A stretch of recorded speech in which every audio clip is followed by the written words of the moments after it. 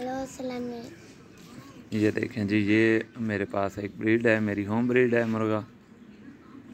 माशाल्लाह बहुत ज़बरदस्त फाइटर है।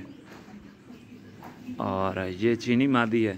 ये चीनी मादी एडवांस ख़रीद ली है। हमारे ओल्ड कस्टमर हैं एक बलूचिस्तान से, उन्होंने अकाउंट में पैसे भी भेज दिए। इंशाअल्लाह ताला ये उनकी अमानत जो है ये जल्द उन तक पहुंच जाएगी अल्लाह के हुक्म से। और ये एक और मादी है जो इसके साथ है, बहुत ज़बरदस्त मादी है जी। अल्लाह पाक उस भाई के नसीब करे कि ये चीनी मादी है। और एक दूसरे पोर्शन में है वो लाल मादी। मैं आपको एक सेकंड चेक करवाता हूँ। लाल मादी वो हमारे भाई हैं, उन्होंने ली है।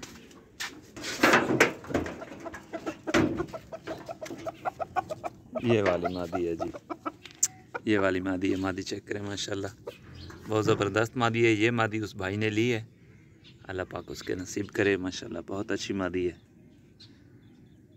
बस ये अंडे देने के करीब है इंशाअल्लाह ताला।